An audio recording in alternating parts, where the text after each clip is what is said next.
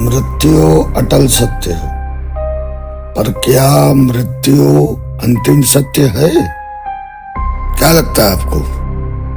मृत्यु हो गई, खेल खत्म? भैया, असली खेला तो मरणोपरांत ही शुरू होता है।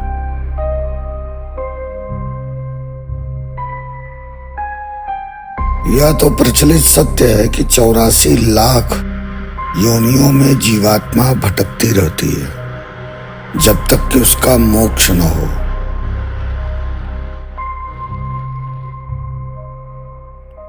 मोक्ष भी किस योनि में होता है? हर योनि में नहीं होता। मोक्ष भी होता है मनुष्य योनि में ही, क्योंकि मोक्ष अति दुर्लभ है। जैसे लोगों के कर्म हैं आज के समय में, हमें तो लगता है नरक में जनसंख्या विस्फोट तो हो ही चुका होगा।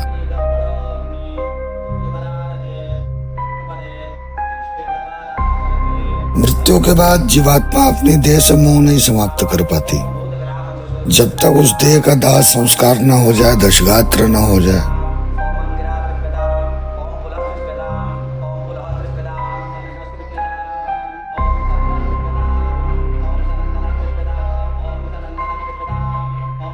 दशगात्र में 10वें तक की प्रक्रिया, फिर 13 दिन तक वाली प्रक्रिया, प्रत्येक दिन के 10 दिन तक के मलिन षोडशी जो होती है, उसमें प्रत्येक दिन के किए जाने वाले पिंडदान से उस जीवात्मा का, आप बल्कि कह सकते हैं प्रेत के शरीर तैयार होता है।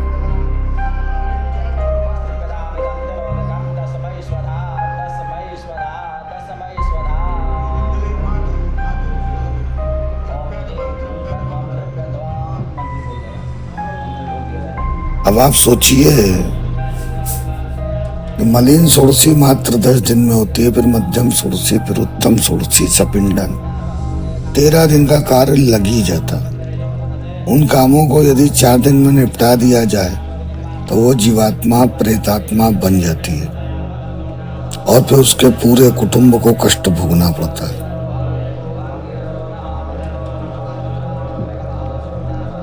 व्यक्ति मरता है तो उसकी आत्मा वायु रूप में रहती है।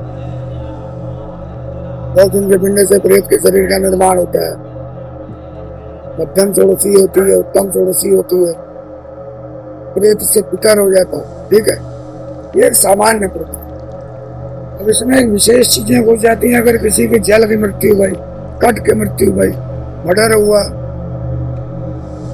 अकारण मृत्यु हो जाए, शास्त्र में हमारे यहाँ तक आया है कि शैया पे भी अगर कोई मर गया तो वो अकाल चले। तो गुसल खाना बोलते हैं मुसलमानी में, और संडास बोलते हैं देहाती भाषा में, वाशरूम अंग्रेजी में बोलते हैं। उसमें अगर आदमी चला गया तो उसमें भी अकाल चला जाता, अधोगति हो जाती। वो अकाल वालों में एक अलग विशेष सुविधा था। मैं नारायण बलि, तो फिर क्या होता है, मध्यम षोडशी के पहले नारायण बलि किया जाता है। नारायण बलि से उस अकाल का, उस व्यक्ति विशेष की वो गति होती है, तब वो पितरों में मिल पाता है, तब वो पितरों में मिल पाता है।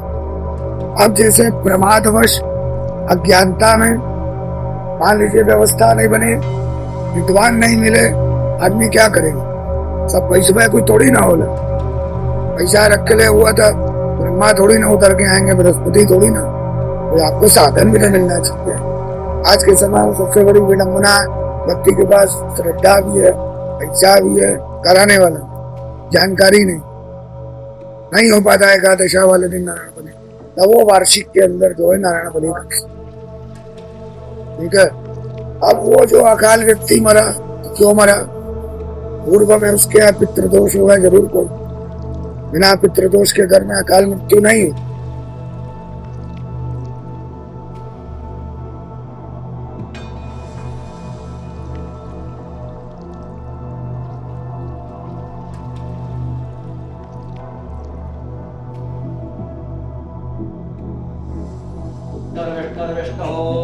नमः पुराण पुरुषोत्तमाय।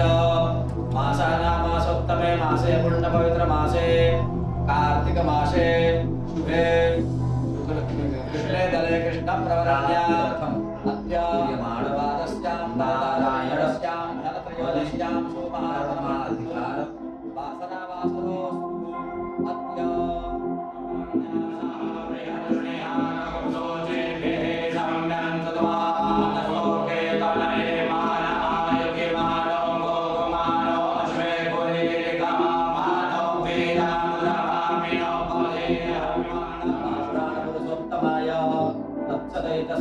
सृष्टिकर्मणे प्रवर्तमानस्य अद्य श्री ब्रह्मणो अग्नियुग्यमनारधे विष्णुपदे श्री श्वेतवाराह कल्पे वैवस्वतवनमन्तरे अष्टाविंशतितमे कलियुगे कलिप्रथम चरणे जम्बूद्वीपे भूर्लोके भारतवर्षे भरतखण्डे बौद्धावतारे आर्यावतान्तर्गत नारायण बलि में भगवान विष्णु से कार्य आरंभ होता है।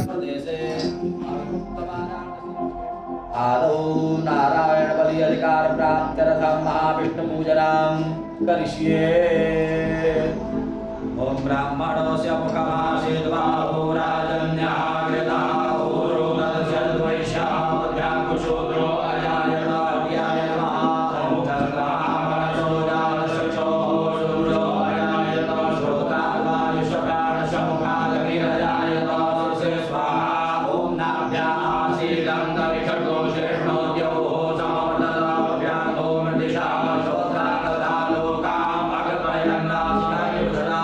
ओम चतुर्खेण विकादेवाजुनमदन्वदा वसन्तो स्यासि राज्यं ग्रीमयतमः कवचायो असीराज्यं श्रीमयतमः कवचायो। ओम शासनं परिधर्ते सुतसमिधा पिता देवालयनमिदयामो श्रीभावको अस्य शिवो भवाय नमस्काररायुराग्ने वरिणयाः वीरैर्वेयाङ्गं बहुलं बुद्धिर्को सहोर्जातरिद्रतः स्वाहा। सावेताम्बूलपत्राणि तपापानि निर्माणकार्याय सर्वाणि शक्ति प्रदक्षिणां दक्षिणां समर्पयामि। पूर्वे साध्याः सन्ति देवाः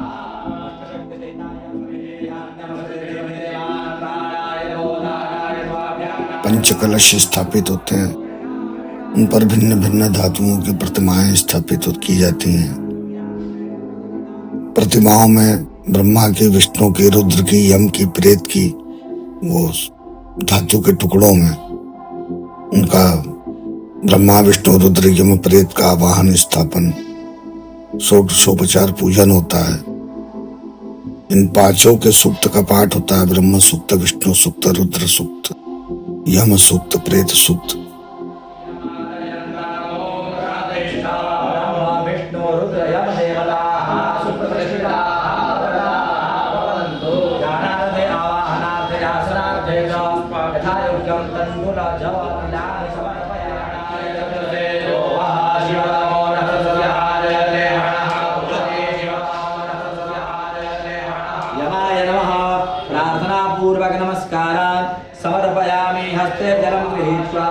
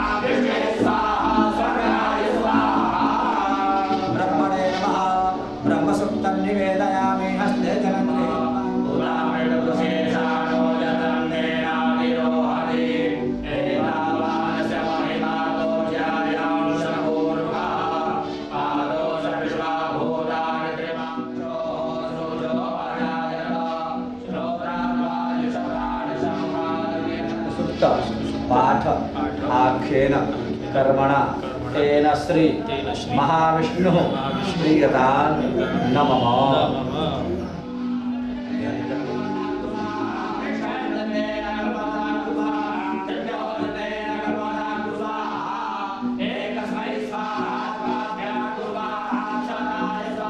देवताओं के निमित्त उनके मंत्रों से उनकी आहुति दी जाती है।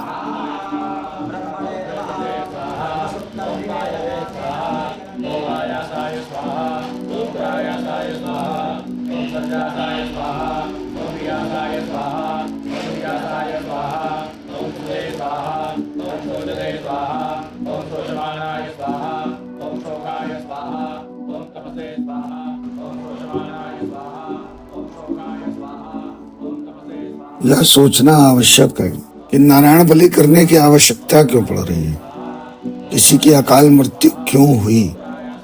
यह परिलक्षित होता है कि उसके परिवार में पूर्व से ही पितृदोष है।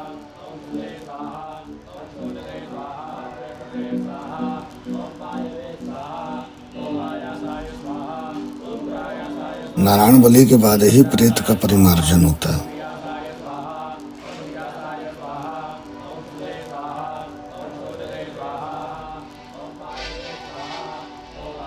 नारायण बलि मूलतः व्यक्ति के घर में होती है, ठीक है, एकादशा वाले दिन, या घर में नहीं होती है तो घाट पे होती है, जिनके यहाँ का जैसा प्रचलन हो, क्योंकि हम लोग के यहाँ सपिंडीकरण घर में होता है, एकादशा पर्यंत का कार्य घाट पे होता है। तो जहाँ आपका गौर दैहिक कर्म उस व्यक्ति का कर रहे हैं काल गए हुए, उस व्यक्ति के कर्म के 11वें दिन नारायण बलि करके तब मध्यम षोडशी करने का विधान है। लेकिन यदि प्रमाद में, ज्ञानता में या साधन न जुटने के कारण, कराने वाला न मिल पाने के कारण यदि नहीं हो पाई, तो आप इसको बरसी के अंदर तक कर सकते हैं।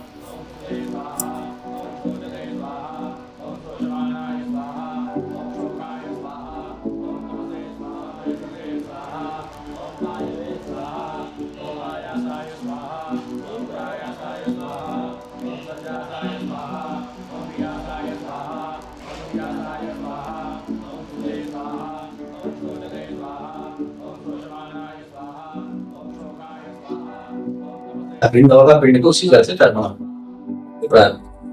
यहाँ पर यह श्राद्ध 16 पिंड होता है। यहाँ पर ये मध्यम षोडश जो प्रत्येक 11वां दिन मध्यम षोडश होता है, इसके अंतर्गत आता है षोडश श्राद्ध। ठीक है, यह षोडश श्राद्ध का से प्रारंभ होगा। शिव के पहले तक इसी तरह केला ही देगा।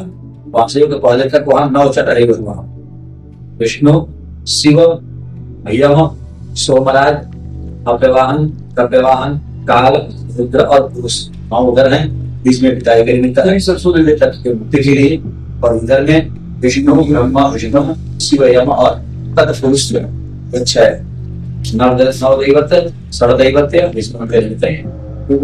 यहाँ पे आसन देंगे, पूजन करेंगे।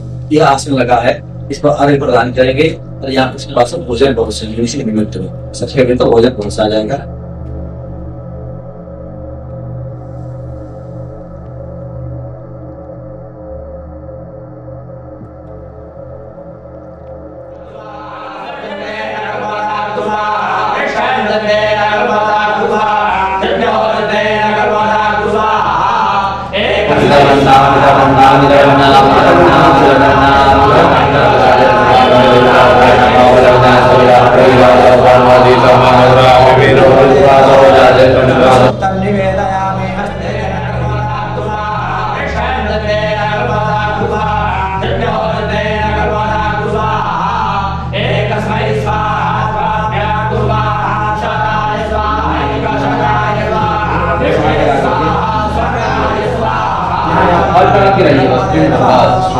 Sudah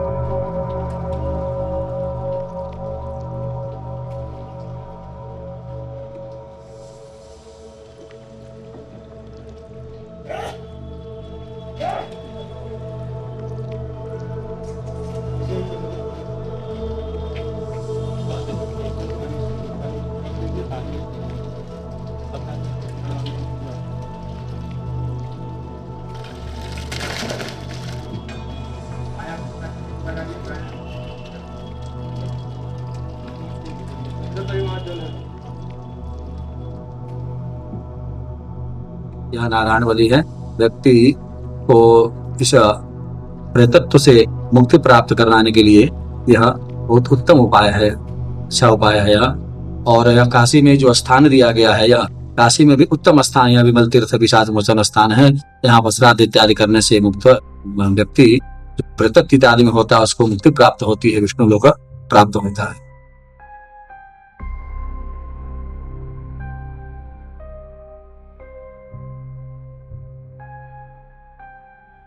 पिशाच मोचन, काशी में पिशाच मोचन पर, कपाल मोचन पर शिव पुराण में कथा है कि काल भैरव के हाथ से भी, काल भैरव की भी ब्रह्म हत्या छुटी।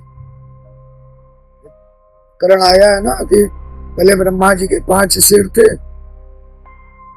और भगवान शिव के माया में भगवान ब्रह्मा का एक सिर निंदा करने लगा शिव की, तो भैरव जी ने अपने कानी उंगली के नाखून से उनकी गर्दनवाएं काटी। तब के बाद काल भैरव को ब्रह्म हत्या लग गई। भगवान शिव बोले कि तुम हमारी सेवा कैसे कर सकते हो, हमारे पास नहीं रह पाओ, पहले अपनी ब्रह्म हत्या छुटो। काल भैरव मोड़ के पीछे देखे, ब्रह्म हत्या हाथ में ब्रह्मा के कपाल में खड़ी है। काल भैरव भय में दौड़े, कैसे पीछा छुटे, ब्रह्म हत्या उनके पीछे पीछे, तीनों लोक में घूम आए, उनकी ब्रह्म हत्या नहीं। जब वो काशी पहुंचे, इसी पिशाच मोचन कपाल मोचन विमल तीर्थ पर भगवान कपरदीश्वर महादेव के स्थल पे आते। काल भैरव के पीछे जो ब्रह्म हत्या थी, ब्रह्म हत्या के हाथ से ब्रह्मा का कपाल गिर गया। तो कैसी भी अकाल हो, कैसी भी प्रेत बाधा हो, कैसा भी पिशाच लगा हो, वो जो है आपका यहाँ निराकरण हो जाता है। यहाँ की महिमा है विमल तीर्थ की, पिशाच मोचन कुंड की।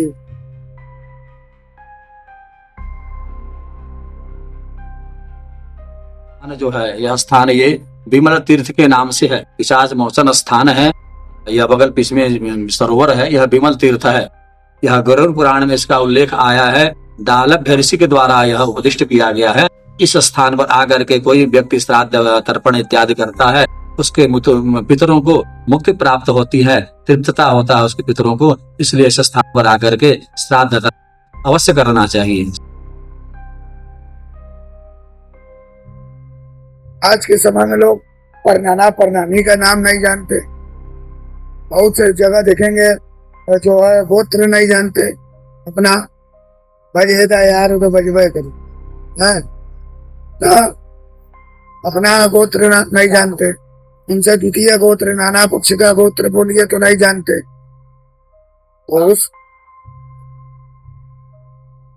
तो उस परिस्थिति में फिर त्रिपिंडी का विधान, त्रिपिंडी अज्ञात नाम गोत्राय अज्ञात नाम प्रेताय। 3 पीढ़ी के अंदर जो भी ऐसा गया है जिसकी हमको जानकारी नहीं है, और जो प्रेत बन गया, हमारे परिवार में प्रेत बाधा हो गई, और उस पितृदोष के कारण हमारे घर में राजरोग हो रहा है, या लोग एक्सीडेंट से या डिप्रेशन में आके आत्महत्या कर रहे हैं, ठीक है, तो उस पितृदोष के कारण इस प्रकार की घटना हो रही है, तो त्रिपिंडी दिया जाता है। नारायण बलि व्यक्ति विशेष की होती है। त्रिपिंडी जो होती है इसके विषय में आप नहीं भी जानते। यहाँ तक कि आपने मान लीजिए कोई मकान खरीदा और उसमें पहले कोई मर गया है फांसी लगा के, या कोई जानवर बंधन में मर गया है, गैया बंधन में मर गई, या कोई जीव बंधन में मर गया, वो भूमि दोष भी रहता है, वो भी तो जीव है, उसकी भी तो आत्मा है, वो भी तो परेशान करती है। तो हमारे मकान में आके रह रहे हो, हमारा निराकरण करो, हमारे जगह पे रह रहे हो, हमारा निराकरण करो। तो त्रिपिंडी में क्या होता है, इन सभी चीजों की परेशानियां एक तंत्र समाप्त।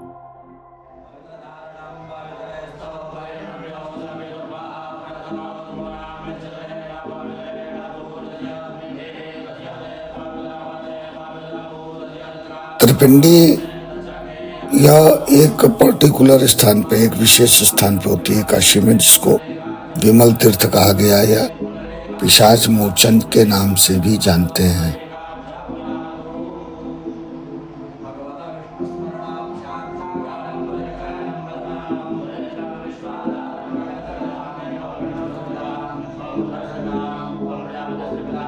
सबसे पहले व्यक्ति अपने देवर्षि पितृ तर्पण करता है,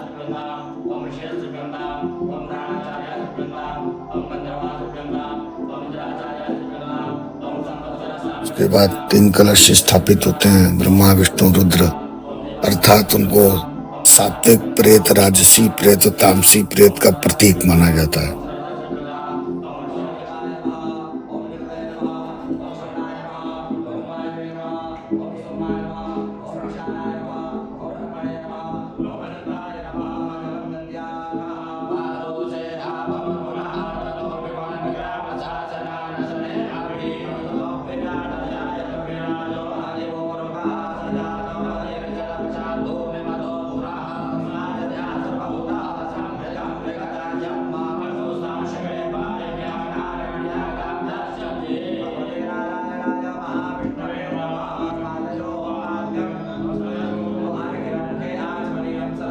तो उनका पूजन, आवाहन, स्थापन, पूजन करने के बाद उनको पिंड प्रदान किया जाता है, विष्णु तर्पण किया जाता है।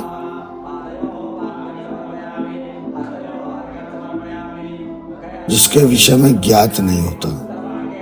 अब उनके लिए क्या किया जाए? नारायण बलि तो उन्हीं की होती है जिनका ज्ञात हो, या वो व्यक्ति किस तरीके से मरा, अकाल गया, इनका ये गोत्र है, इनका ये नाम है। लेकिन यदि अपने पिता के कुल में, माता के कुल में कोई व्यक्ति पूर्व में गया जिसके कारण पितृदोष लगा, तभी ना कोई अकाल मौत मरा, तभी ना परिवार में झगड़ा हो रहा, तभी ना लोग फांसी लगा के मर रहे हैं, या डिप्रेशन के कारण जो भी, या एक्सीडेंट भी हो रहा है, तो कहीं ना कहीं से पितृदोष पूर्व में है ही। तो ऐसे अज्ञात लोगों के लिए जिनके कारण पितृदोष परिवार में चला आ रहा है, उनके लिए त्रिपिंडी श्राद्ध बताया है।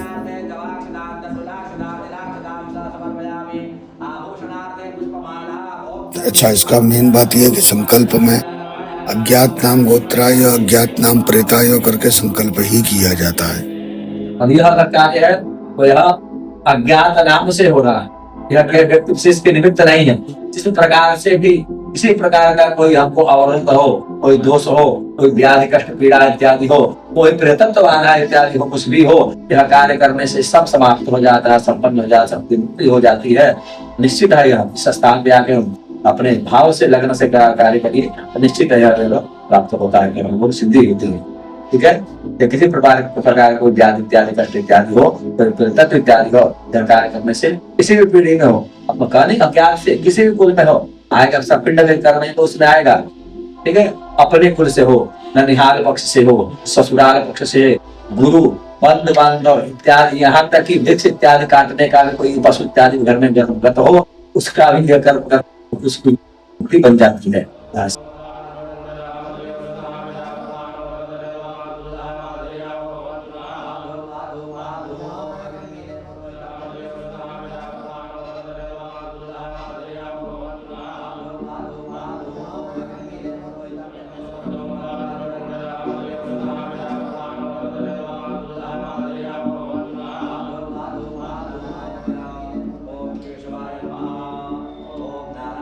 यहाँ पर वही ब्रह्मा विष्णु रुद्र, इनको भिन्न भिन्न अन्नों का पिंड प्रदान किया जाता है।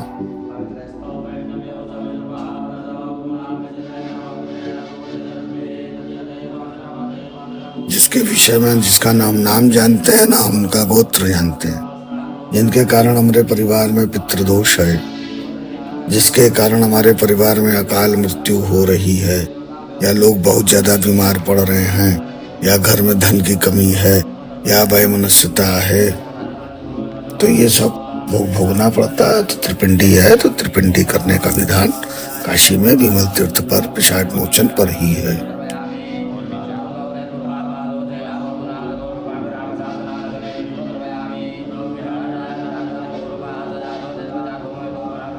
नारायण बलि और त्रिपिंडी श्राद्धीय आवश्यक क्रिया है। उनकी जटिलता के कारण अधिकतर लोग इसके जानकार नहीं हैं, लेकिन ये भी कहा जाता है कि धरती वीरों से खाली भी नहीं। श्राद्ध श्रद्धा शब्द से बना है।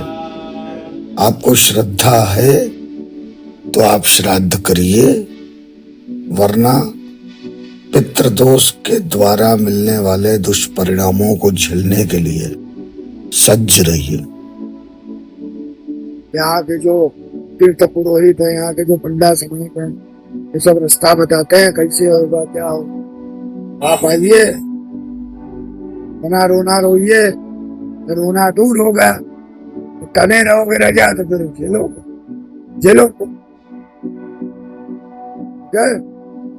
और कुछ कहना है आपको?